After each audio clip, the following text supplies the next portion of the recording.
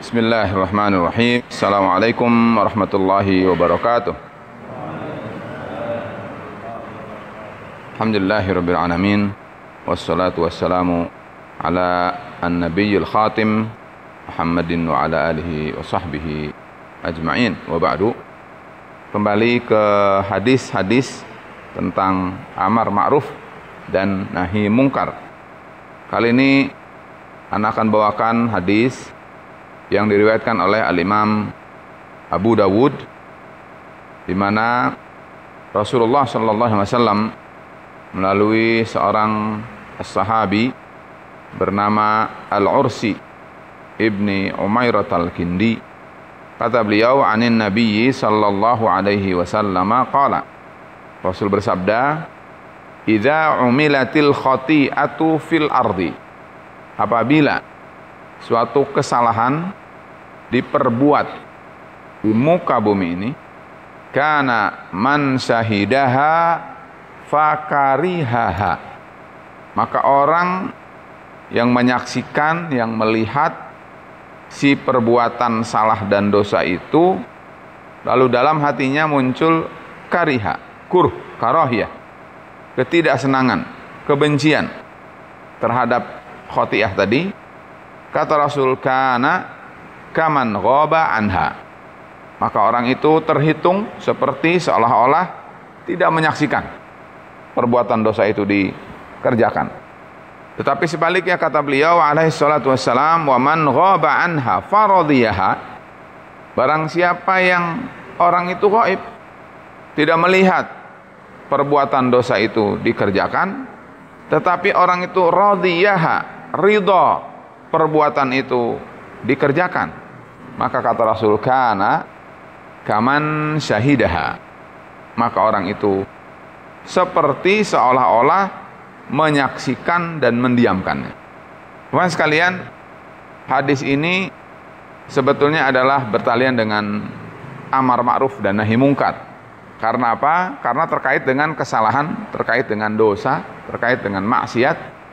Apakah kita menyaksikan dosa itu atau tidak menyaksikan dosa itu? Tetapi lebih penting daripada itu adalah sikap kita terhadap dosa itu. Apakah kita punya sikap nggak terhadap dosa itu? Kalau kita punya sikap, disitulah letak nilai kita di sisi Allah Subhanahu Wa Taala. Tetapi kalau kita tidak punya sikap, maka di situ pula lah penilaian kita, apakah termasuk orang yang peka terhadap amar ma'ruf dan nahi mungkar, atau termasuk orang yang masa bodoh. Setidaknya hadis ini adalah menceritakan tentang hal-hal yang terkait dengan amar ma'ruf nahi mungkar ini. Kalau kita ingat dengan hadis yang mungkin awal-awal saya sampaikan, kata Rasulullah alaihi salatu wassalam, man ra'a minkum mungkaran falyughayyirhu biyadihi, barang siapa yang melihat kemungkaran, hendaknya kemungkaran itu diingkari. Artinya apa? Ada usaha untuk menyikapi kemungkaran itu setelah tahu bahwa itu kemungkaran. Di dalam hadis ini, orang itu adalah melihat kemungkaran. Nah, pada saat melihat kemungkaran itu, disebut dalam hadis ini adalah umilat. Dan kalimat umilat itu adalah memberikan penilaian kepada kita bahwa yang kita akan dimintai pertanggungjawaban di sisi Allah adalah manakala kita melihat perbuatan itu umilat, dikerjakan. Tapi kalau kita tidak lihat bahwa itu sudah dikerjakan, tentu adalah tadi masuk dalam kategori kita ghaib. Jadi ada kata lain, yaitu disebut dengan al-hukmu bidzahir. Hukumnya itu adalah terhadap apa yang kita saksikan. Kalau yang tidak disaksikan, maka kita tidak dimintai pertanggungjawaban atas si pekerjaan itu, karena kita tidak melihat. Kemudian yang kedua adalah ada kata khoti'ah. Khoti'ah ini adalah sebetulnya sama dengan dzanbun, sama dengan ismun, sama dengan maksiyah kepada Allah Subhanahu Wa Taala. Terlepas itu adalah shaghirah atau kabirah. Kalau shaghirah itu dosa kecil, kalau kabirah berarti dosa besar. Semuanya adalah termasuk dalam kategori namanya al-khoti'ah. Di sini letak bahwa kita harus menelusuri dalam kehidupan kita ini, mempelajari dosa itu ada dua, dosa kecil dan dosa besar. Al-Imam Ibnu An-Nahas mungkin nanti akan kita coba satu persatu ketahui dosa itu apa saja. Itu adalah di atas apa yang disebutkan oleh Al-Imam Az-Zahabi dalam dosa besar. Bahwa dosa besar itu menurut Al-Imam Az-Zahabi adalah kira-kira 77-an. Tetapi menurut Al-Imam Ibnu Nahas bahkan ratusan. Nanti kita barangkali dalam waktunya coba kita ketahui sehingga kita tahu ini dosa ini khotiah semua ini. Hanya saja ini shaghirah, ini kabirah.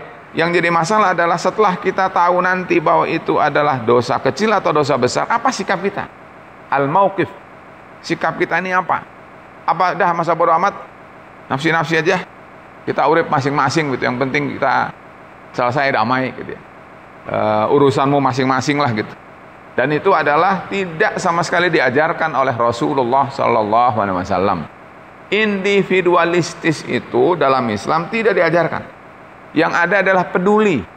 Peduli. Nah, kalau kata peduli biasanya urusan sosial. Betul tidak? Sumbangan, memberi bantuan. Tetapi sebetulnya yang harus kita ketahui, ternyata peduli itu bukan urusan itu saja, tetapi urusan takwim, urusan meluruskan, urusan ingkar, urusan mengingkari, urusan bagaimana caranya agar mencegah sesuatu perbuatan dan kemaksiatan itu terjadi, kekufuran dan kefasikan itu supaya tidak terjadi. Ini harus kita pikirkan, apa sikap kita. Di sini Rasulullah SAW menekankan tentang urusan minimal itu hati, seperti dalam hadis yang tadi saya sampaikan.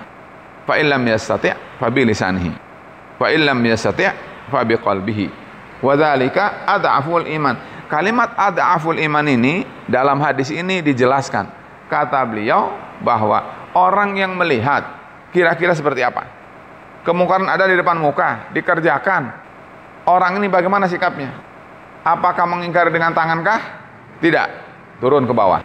Berarti orang itu imannya lemah. Apakah mengingkari dengan mulut? Tidak. Berarti lebih lemah lagi. Nah, ketika yang ketiga, yaitu adalah hatinya. Bagaimana hatinya itu? Kata Rasul di sini, fakarihaha atau farodiyaha. Kuruh itu adalah benci, ridha artinya adalah rela. Apakah ada nggak satu di antara dua sikap ini? Ketika dia mengatakan bahwa saya tidak suka ini sebetulnya perbuatan ini, cuman masa dia tidak berdaya, nggak punya kemampuan, mau mengingkari dia takut, mau mengingkari tidak punya posisi, mengingkari tidak punya ilmu, ilmunya tidak punya karena mengingkari itu harus punya hujah, tenaganya nggak punya karena orang itu adalah lemah, atau hatinya minimal lemah sehingga dia adalah tidak berdaya. Adhaful iman.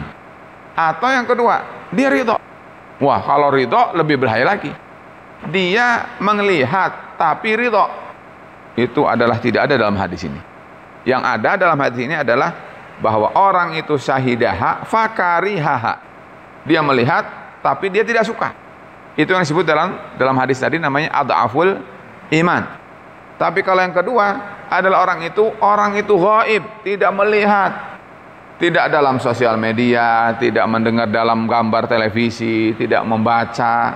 Ghaba, namanya ghaib itu ghaib. Ghaib itu adalah ghaba yaghibu, ghaib, ghaibah, artinya adalah dia sama sekali tidak melihat gitu, tidak mendengar, tidak mengetahui. Itu ghaib, ghaba anha. Tapi orang itu radhiya, senang jika kekufuran itu dikerjakan. Nah, iman sekalian, ini yang harus kita uji, kita pertanyakan pada diri kita. Kita dalam posisi yang mana? Apakah kita ketika melihat kemungkaran itu adalah membencinya, tidak suka, atau sama sekali tidak punya sikap? Ketika kita misalnya tidak tahu tentang kemaksiatan itu dikerjakan atau tidak, apakah ada dalam hati kita tidak suka kemaksiatan itu dikerjakan di atas permukaan bumi ini? Jadi ada beberapa kriteria. Nah, oleh karena itu, iman sekalian, coba kita selalu asah kesensitifan kita itu. Ilmu, ngaji, Al-Quran, baca, hadis, baca. Tetapi lebih penting dari itu adalah bahwa kita coba implementasikan dalam kehidupan kita. Karena kata Aisyah radhiyallahu anha, kana khuluquhu Al-Quran. Rasul itu pribadinya itulah Al-Quran. Artinya Rasul itulah nyata dalam kehidupan. Al-Quran dan hadis ada, dibacakan, diperdengarkan, tetapi bagaimana harus kita ketahui adalah agar sesuatu ilmu yang lewat pada diri kita itu nyata dalam kehidupan kita ada. Marilah kita rasakan apakah pada saat kemaksiatan itu dikerjakan, ada nggak kepedulian kita? Kita tidak suka di dunia ini ada kemungkaran dan kemaksiatan. Ketika kita melihat ada nggak satu niatan bahwa saya nggak suka ini pekerjaan ini, cuman masalahnya ya Allah ampuni aku, ternyata imanku lemah sehingga tidak bisa merubah kemungkaran ini. Ini ad'aful iman. Kalau ad'aful iman saja tidak kita miliki, maka na'udzubillahi min dzalik. Kalau seandainya masuk dalam kategori walaysa wara'a dzalika qalbat habbata khardalin min iman, tidak ada sebiji sawit pun di situ iman. Na'udzubillahi min dzalik. Oleh karena itu, marilah kita selalu tingkatkan iman kita, dan iman kita meningkat jika kita punya ilmunya, punya pengetahuannya, sehingga menjadi indikatornya.